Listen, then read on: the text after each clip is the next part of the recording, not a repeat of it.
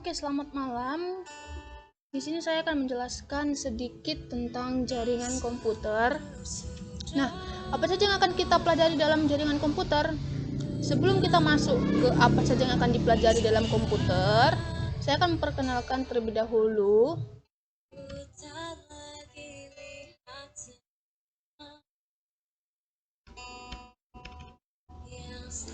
Shalom, perkenalkan nama saya Christine Maria Ruth Pranginangin dengan NPM 219510162, kelas 4 TIC.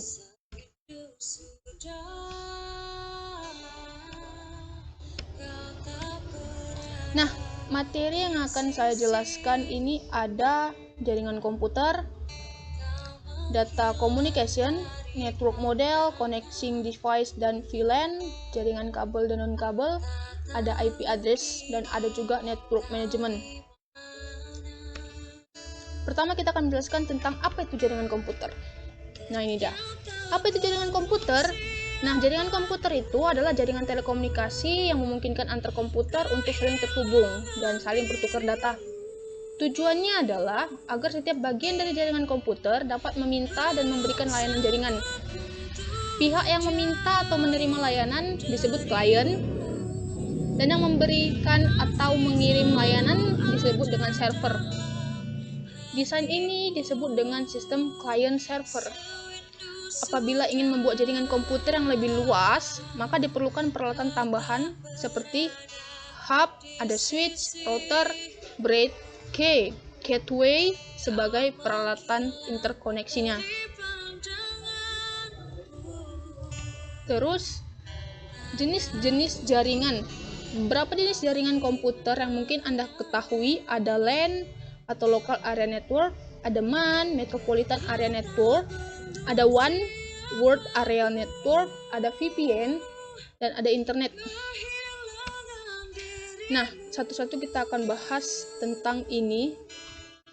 Dimulai dari LAN. LAN merupakan jaringan milik pribadi di dalam sebuah gedung atau tempat yang berukuran sampai 1-10 km.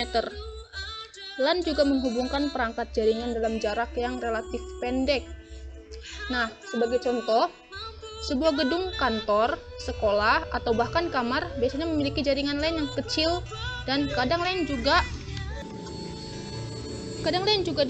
menjangkau sekelompok bangunan di dekatnya.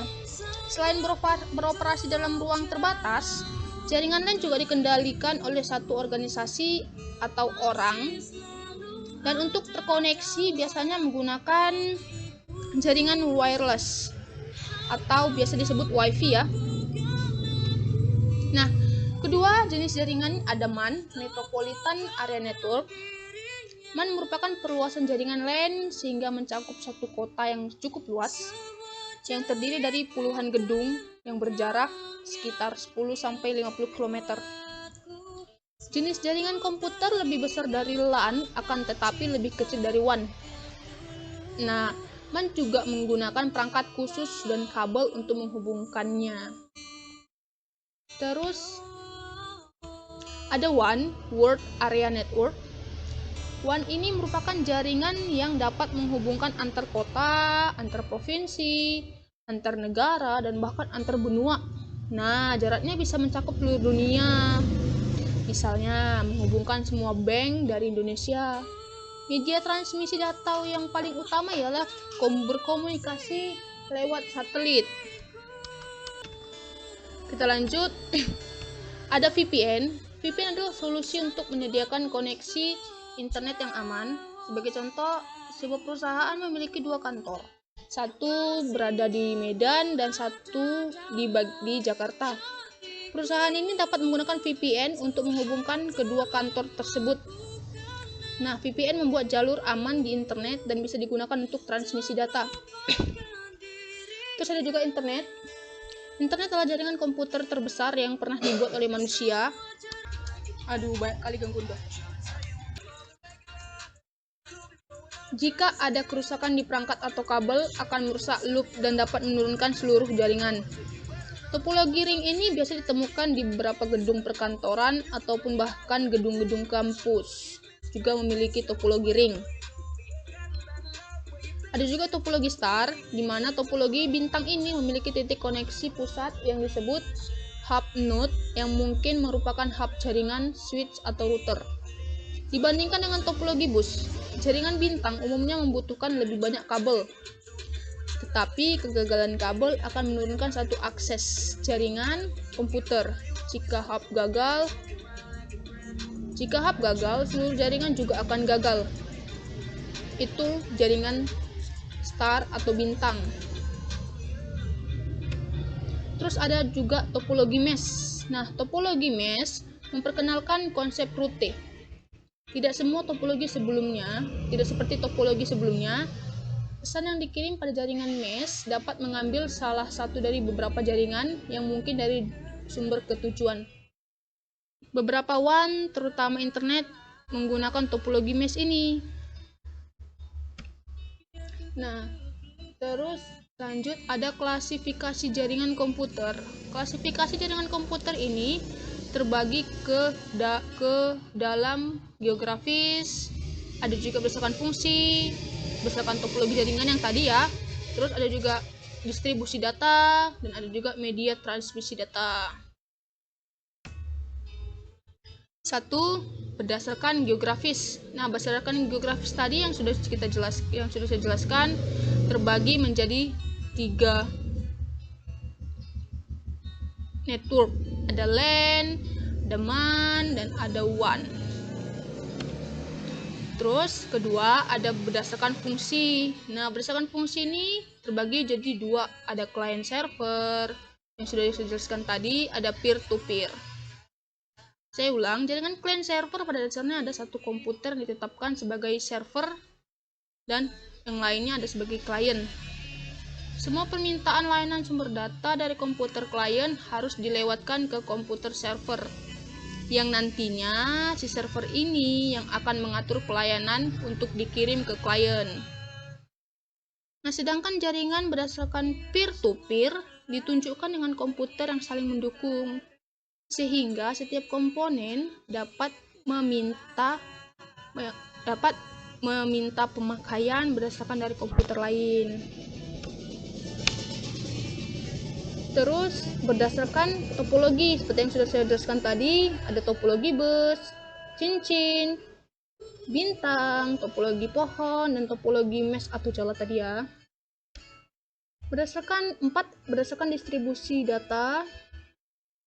Nah, jaringan komputer juga dibagi lagi berdasarkan jaringan yang terpusat dan jaringan yang terdistribusi.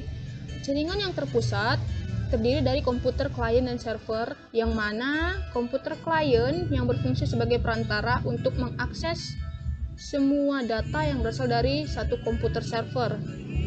Sedangkan jaringan terdistribusi adalah jaringan yang merupakan perpaduan antara jaringan terpusat, sehingga terdapat beberapa komputer server yang saling terhubung dengan klien dan membentuk sistem jaringan tertentu. Kelima, ada berdasarkan media transmisi data. Nah, terbagi menjadi 2 lagi, jaringan berkabel atau wired network dan jaringan nirkabel atau wireless. Nah, jaringan berkabel atau wired network ini untuk menghubungkan satu komputer dengan komputer lain diperlukan penghubung berupa kabel jaringan. Kabel jaringan berfungsi untuk mengirim informasi dalam bentuk signal antar komputer jaringan. Sedangkan jaringan nirkabel atau wireless network adalah jaringan medium yang berupa gelombang elektromagnetik. Nah, jaringan nirkabel memerlukan kabel untuk menghubungkan antar komputer karena menggunakan gelombang elektronik magnetik yang akan mengirim sinyal informasi. Nah, jadi jaringan nirkabel ini tidak membutuhkan kabel seperti jaringan wired, karena dia akan mengirim sinyal informasi menggunakan gelombang elektromagnetik.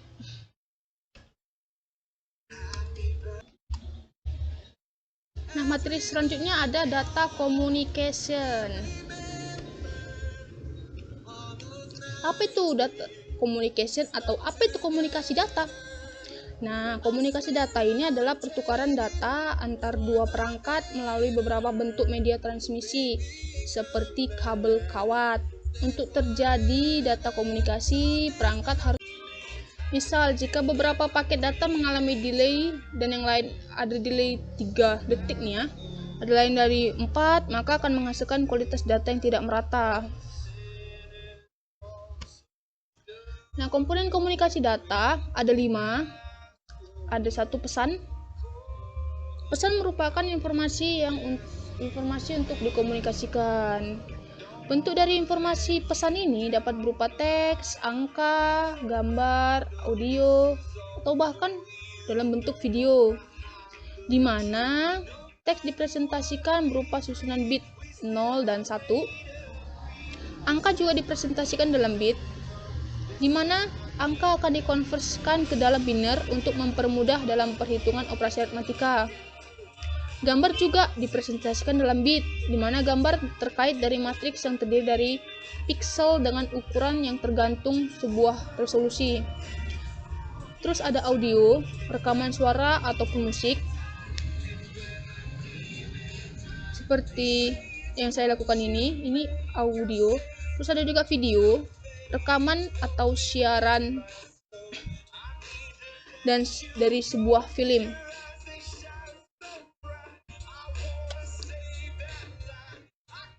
Nah, komponen yang kedua itu ada pengiriman.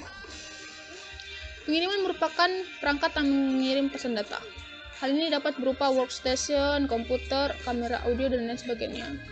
Ketiga ada penerima, yang dimana merupakan perangkat yang menerima pesan data. Hal ini dapat berupa komputer, handset komputer, telepon, dan lain sebagainya. Keempat ada media transmisi, di mana jalur fisik di pesan berjalan dari pengirim ke penerima. Dan kelima ada protokol. Protokol adalah seperangkat aturan yang mengatur komunikasi data. Tanpa protokol, dua komputer dapat terhubung, tapi tidak dapat berkomunikasi. Nah, sebagai contoh saya buat, ada orang Indonesia tidak bisa berbahasa Prancis, begitu sebaliknya. Mereka dapat terhubung kecuali di antara mereka ada penerjemah bahasa atau protokolnya, supaya mereka dapat berkomunikasi.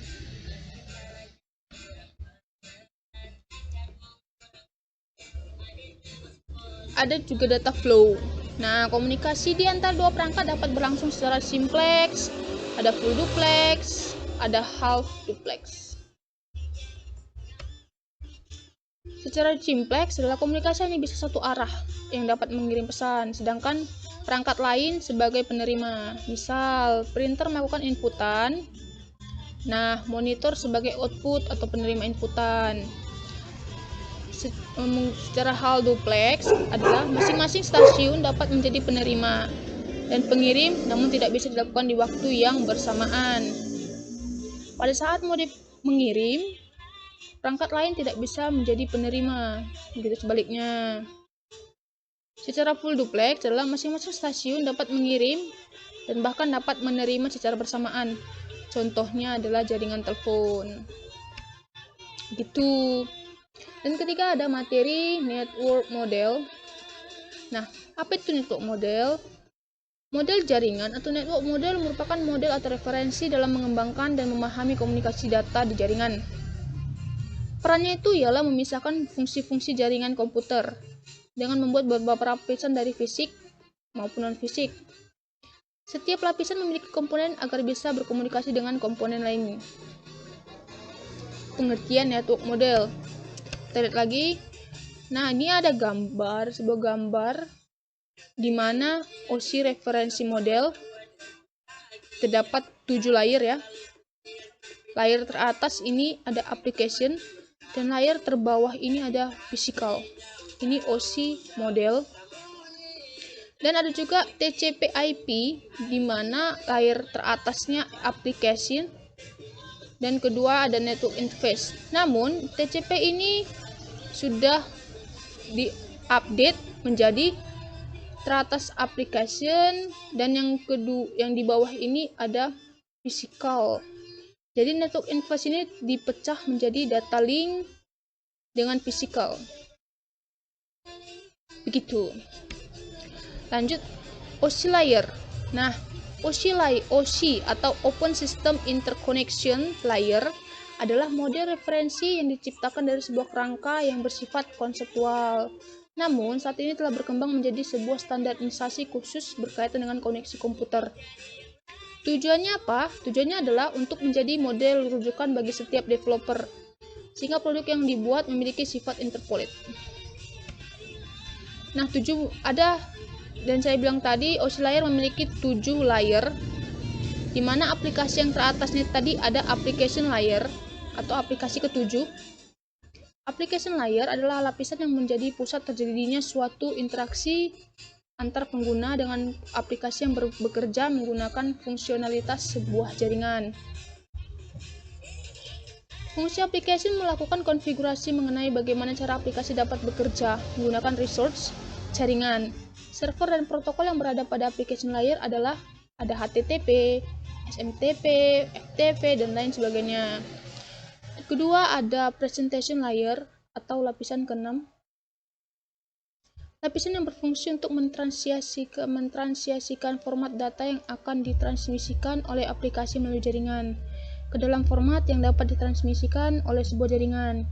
Protokol yang berada pada layer 6 ini ada MIME, MIME, SSL, TLS, dan lain sebagainya. Terus ada session layer atau lapisan yang kelima.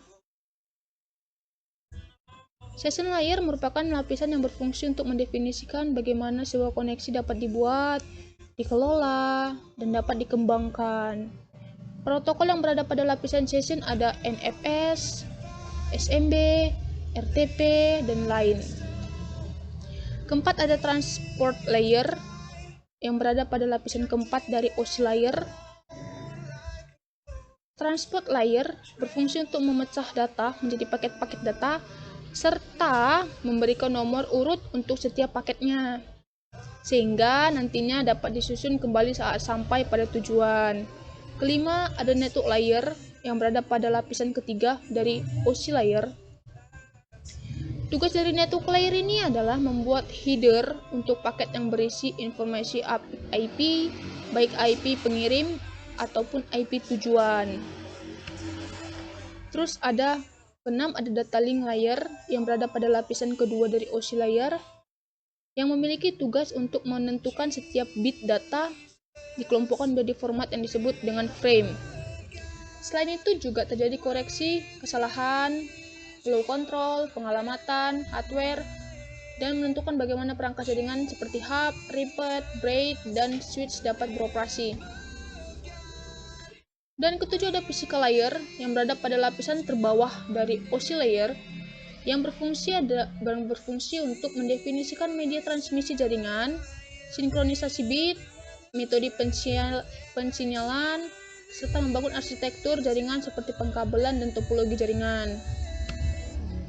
Lanjut, ada juga TCP layer, TCP IP layer, di mana suatu standar komunikasi yang dapat digunakan untuk bertukar data antar komputer oleh suatu komunitas yang tergabung melalui jaringan internet. Fungsinya apa? Satu, untuk melakukan pengiriman file yang terenkripsi, dan kedua, ada mengirim dan menerima komputer mailing, dan ketiga, melakukan fitur name. Nah, TCP IP memiliki 5 layer, di mana yang pertama ada physical layer yang mendefinisikan karakter yang dibutuhkan hardware untuk membawa sinyal data transmisi. Hal ini seperti level tegangan, nomor dan lokasi pin interface didefinisikan pada layer physical ini. Kedua, ada network access, di mana fungsi dari network access ini ialah mendefinisikan protokol dan hardware yang digunakan dalam pengiriman data. Pada layer ini terdapat protokol seperti Ethernet pada LAN, PPT pada WAN, dan juga frame delay. Ketiga, ada internet layer, di mana fungsi dari internet layer sebagai penyedia fungsi IP addressing, routing, dan menentukan path terbaik. Internet layer memiliki satu protokol, yaitu TCP IP. Oke, Yang keempat ada transport layer yang berfungsi untuk menyediakan service yang akan digunakan oleh aplikasi layer. Transport layer memiliki dua protokol, yakni ada TCP dan ada UDP. Nah, kelima ada application layer, di mana aplikasi itu sendiri memiliki fungsi untuk menyediakan service terhadap software yang berjalan pada komputer. Protokol yang beroperasi pada aplikasi layer ini adalah ada HTTP, FTP, POP, dan lain sebagainya. Materi selanjutnya ada jaringan nirkabel dan kabel. Nah, jaringan nirkabel dan kabel. Dalam satu jaringan, ada beberapa macam jenis jaringan. Khususnya berdasarkan media transmisi data, jaringan dibagi menjadi dua, yaitu jaringan nirkabel dan jaringan berkabel. Nah, jaringan nirkabel atau wireless network katanya merupakan jaringan yang tidak memerlukan kabel dalam pengkoneksiannya. Jaringan nirkabel sering dipakai dalam komputer baik jarak jauh maupun jarak dekat. Jaringan ini biasa terhubung dengan Wi-Fi, Bluetooth, gelombang radio, ataupun satelit. Nah, kebalikan dari jaringan nirkabel ada dia jaringan berkabel atau wired network. Jika tadi nirkabel tidak memerlukan kabel dalam pengkoneksiannya, maka jaringan wired ini memerlukan kabel dalam pengkoneksian untuk bisa saling bertukar informasi dalam satu internet. Salah satu media penghubungnya ialah kabel UTP, contohnya sambungan telepon. Nah, jaringan nirkabel ini memiliki kelebihan dan kekurangan, di mana kelebihannya adalah tidak memerlukan kabel. Baru proses instalasinya sangat mudah, terus jangkauannya tidak dibatasi, terus biaya tergolong murah dan nyaman digunakan. Kekurangannya adalah konfigurasi lebih rumit dan susah, sering mengalami gangguan gelombang jaringan. Dan gitu yang paling keselnya adalah kekuatan sinyal tergantung cuaca. Makanya sering sekali setiap mengirim file atau tugas atau apapun itu, jaringan yang nirkabel ini sangat rentan terhadap gangguan jaringan, apalagi sinyal tergantung cuaca. Dan informasi kurang aman dan mudah dihack katanya gitu. Kapasitasnya jaringan sangat terbatas. Ada jaringan berkabel atau wired network. Kelebihannya adalah koneksi tidak terganggu karena adanya gangguan cuaca. Karena dia menggunakan kabel, maka gangguan cuaca ini tidak menjadi hambatan untuk mengirim data. Dan data yang dikirim pun lebih cepat dari wireless tadi. Nah, mudah dalam melakukan pemasangan dan tingkat keamanan juga sangat tinggi. Kekurangannya juga ada, dia terlalu banyak menggunakan kabel. Nah, jangkauannya juga sangat terbatas. Terus, jika melakukan perluasan jangkauan menjadi ribet, harus memerlukan kabel untuk sambung ke sini, ke sini, ke sini, ke sini, ke sini. Pokoknya terlalu banyak menggunakan kabel. Dan wired itu kabelnya harus diletakkan di tempat yang aman dan jauh dari jangkauan orang atau anak-anak. Terus ada materi connecting device dan VLAN.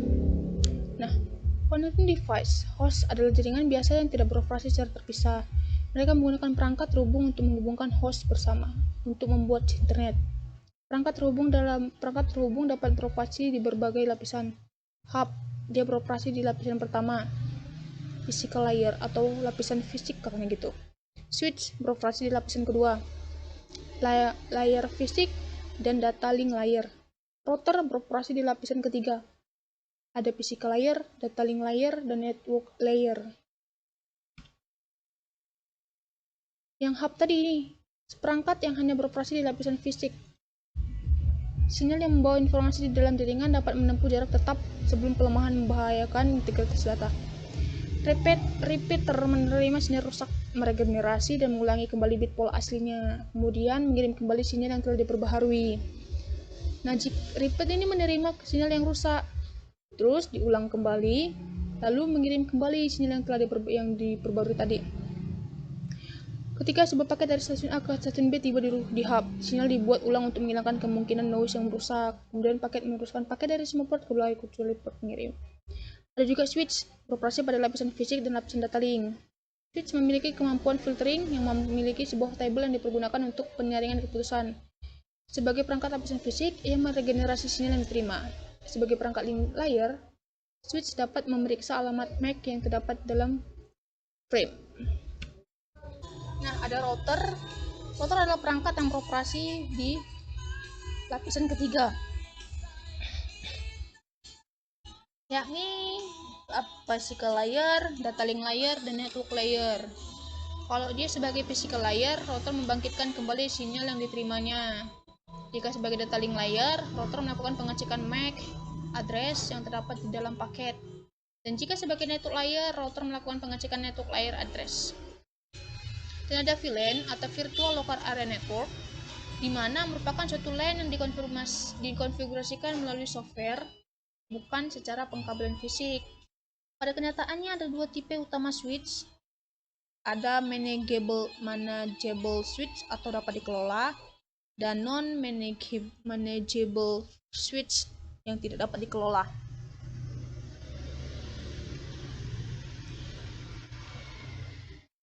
Terus ada materi tentang internet protokol dan IP address.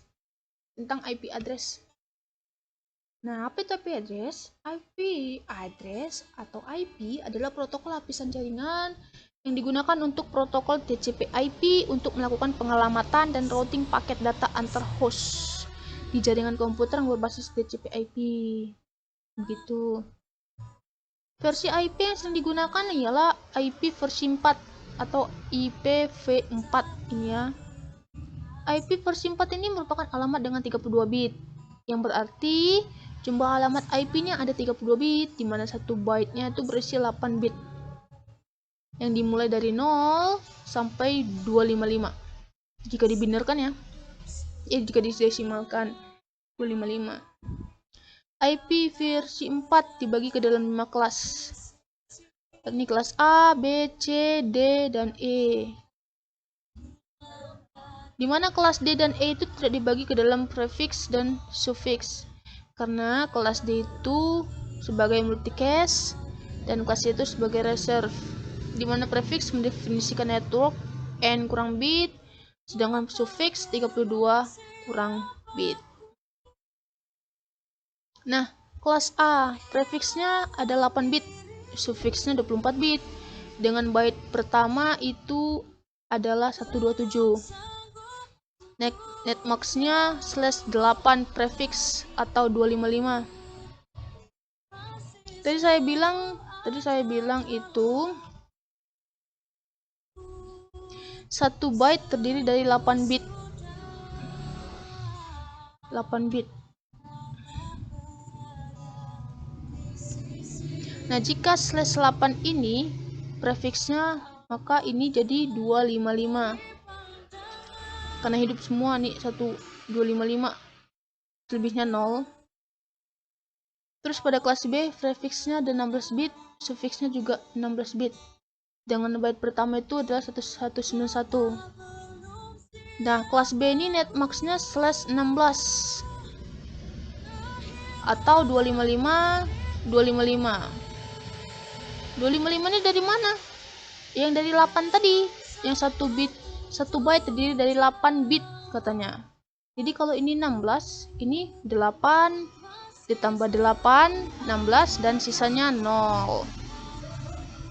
Oke, pada kelas C, prefixnya 32 bit, suffixnya itu ada 8 bit, dengan byte pertama itu 192. Kelas C itu memiliki netmax-nya /32. Nah, 32 ini dapat dari mana? 32 versi 255, 255, 255 dapat dari mana? Karena 32. Saya ulang tadi, 1 byte itu terdiri dari 8 bit. Maka ini 32 berarti ada 8 bit, 1, 8 bit lagi, 1 lagi, 8 bit lagi, 1 lagi, 32, dan sisanya 0. Ini bisa dilihat, dapat dilihat ya contoh alamat IP-nya. Ini sudah saya debinarkan. desimal dari 192.168.2.254, binernya seperti ini. Begitu juga dengan 192.168.10.108, binernya ini. Begitu. Nah, gimana menghitung alamat IP? Nah, menghitung alamat IP ini dapat menggunakan calculate khusus. Ada juga ya, seperti kayak kalkulator khusus untuk menghitung IP. Jadi untuk yang mau mode cepet, maksudnya tidak secara manual, bisa menggunakan kalkulator khusus untuk menghitung IP. Nah, untuk yang mau tahu caranya gimana sih ngitung subnet, mendapatkan sub. Kalau misalnya kalkulator khusus langsung IP itu kan langsung angka-angkanya langsung muncul ya. Jadi kita nih nggak tahu ini dapatnya dari mana, misalnya ini dapat dari mana, terus network ini dapat dari mana, kok bisa segini, broadcast juga dapat dari mana, kok bisa segini. Itu kalau menggunakan kalkulator khusus IP langsung tertera. Coba untuk menghitung secara manual agar kita tahu dapat dari mana biner-biner ini. Nah, bagaimana caranya? Dengan mengkonversikan bilangan desimal ke biner atau biner ke desimal dengan menggunakan gerbang logika OR dan logika AND. Nah, di mana gerbang logika ini atau gerbang logika OR ini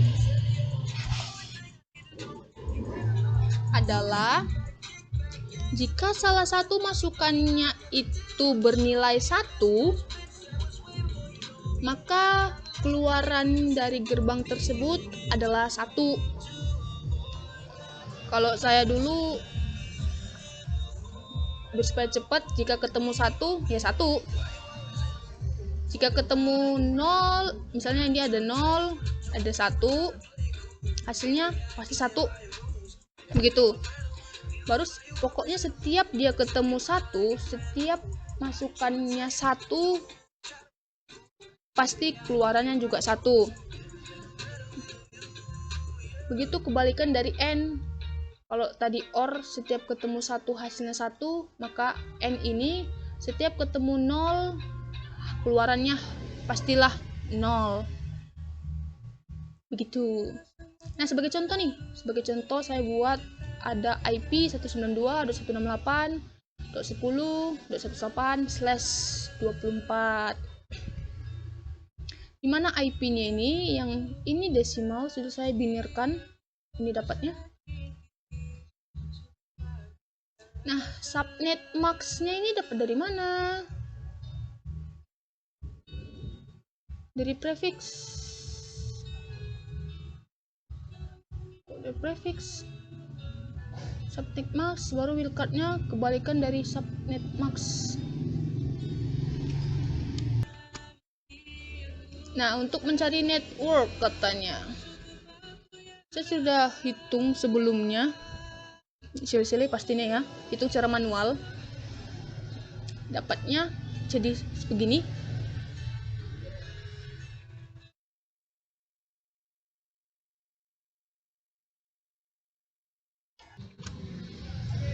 Nah, menghitung alamat IP secara manual itu agak gampang-gampang susah gitu lah misalnya gitu. Tapi kalau udah mahir, kalau mungkin udah terbiasa kali ya, mungkin gampang lah ya, gampang. Nah, untuk mencari IP network ini, untuk mencari IP network secara manual itu IP ini, biner IP ini kita N-kan dengan subnet max-nya. Nah, seperti yang saya bilang tadi, kalau dia N itu setiap ketemu 0, hasilnya pastilah 0. Sebagai contoh nih, 1, 1, 1, 1, 1, 1. Nah, ini dah 0 ke 1. Karena ada 0, pokoknya setiap dia ketemu 0, itu gerbang N ya, Setiap ketemu 0, hasilnya pastilah 0. Begitu. Ini juga nih, 1, 0. Karena ketemu dia 0, hasilnya makanlah 0. Begitu seterusnya. Nah, untuk mencari broadcast ini, seperti 30, 8 ditambah 8 ditambah 8 ditambah, ini kan udah 24, 25, 26, 27, 28, 29, 30, dan sisanya 0.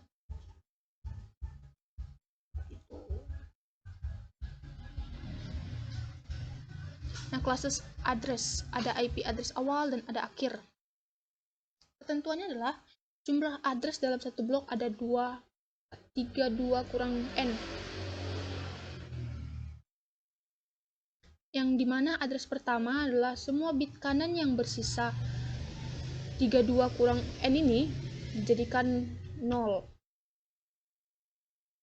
Sedangkan address akhir kebalikan dari yang pertama. Semua bit kanan yang sisa dari sini dijadikan bit 1. Seperti contoh nih, saya sudah buat IP-nya.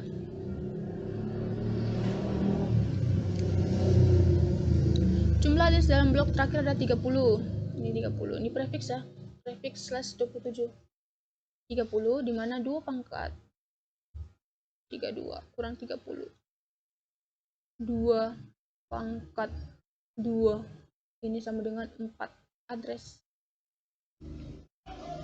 Nah, ini konversi biner dari IP. Nah, address pertama, semua bit kanan jadikan 0, katanya gitu.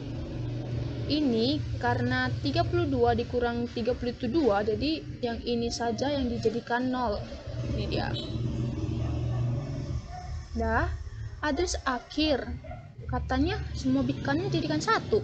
Nah, yang ini tadi ubah menjadi 1. Gitu. Terus terakhir ada network management. Apa itu network management? Nah, network management ini adalah manajemen jaringan, adalah sistem layanan yang mengatur, menguji, mengoptimalkan jaringan sampai mengelola data pada suatu jaringan baik berskala besar atau berskala kecil. Manajemen jaringan mengacu pada aktivitas, metode, prosedur, dan perangkat yang berhubungan dengan pelaksanaan, administrasi, dan perawatan dan ketentuan berlaku. Ada 5 area konseptual dalam sistem manajemen jaringan ini. Ada konfigurasi manajemen, fault management, performance management, ada security management, dan ada accounting management. Nah, yang pertama itu ada konfigurasi manajemen. Nah, manajemen konfigurasi akan melakukan monitoring pada informasi jaringan dengan kemampuan inisialisasi, konfigurasi ulang, pengoperasian, dan mematikan perangkat yang dikelola. Sehingga perangkat keras atau lunak yang digunakan dapat dikelola dengan baik. Tujuannya apa? Untuk mengawasi perubahan yang terjadi pada jaringan, mengumpulkan informasi dari perangkat dan membuatnya lebih efisien dalam mengendalikan infrastruktur. Gitu. Terus kedua ada fault management. Nah, mengelola kesalahan jaringan yang melakukan perbaikan terhadap kerusakan komponen. Fungsinya apa? Fungsinya adalah untuk membantu administrator jaringan untuk menemukan kesalahan pada perangkat jaringan dan operasi jaringan secepat mungkin. Sehingga operator dapat memperbaiki kesalahan tersebut sebelum pengguna merasakan efek dari fault tersebut. Terus ada performance management. Apa itu? Performance management akan mengukur berbagai macam performa jaringan, termasuk pengumpulan dan analisis data dari statistik. Manajemen kelola atau performance management memiliki kemampuan untuk mempertahankan performa dengan memastikan perangkat memiliki kapasitas yang mencukupi. Fungsinya apa? Memantau kinerja kerja jaringan. Performance. Memantau kinerja kerja jaringan. Fungsi utama dari performance management. Terus keempat ada security management. Security management adalah suatu sistem yang mengatur akses ke sumber daya jaringan, sehingga informasi tidak dapat diperoleh tanpa izin administrator jaringan. Nah, itu gunanya jadi dari security. Jadi tidak bisa sembarangan orang masuk ke sumber daya jaringan sebelum izin dari administrator jaringan. Manajemen keamanan akan melakukan tugasnya dengan cara memberitahu akan adanya usaha pelanggaran keamanan. Nah, ini sering banget terjadi ancaman atau gangguan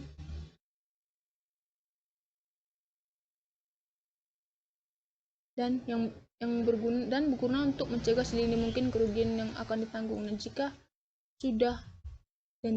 security ini sudah memberitahu akan adanya usaha pelanggaran keamanan, maka security ini akan berguna untuk mencegah sedini mungkin kerugian yang akan ditanggung. Kelima ada accounting management. Manajemen akuntansi akan mengukur utilisasi jaringan dari pengguna, menghasilkan informasi tambahan, mengatur pengguna, dan membantu dalam menjaga performa jaringan. Fungsi utama dari accounting management ini adalah mencatat penggunaan sumber. Accounting management berkaitan dengan statistik data ya. Jadi fungsinya adalah mencatat penggunaan sumber. Oke, sekian dari penjelasan saya mengenai jaringan komputer. Jika ada salah kata, saya mohon maaf. Terima kasih. Selamat malam semua.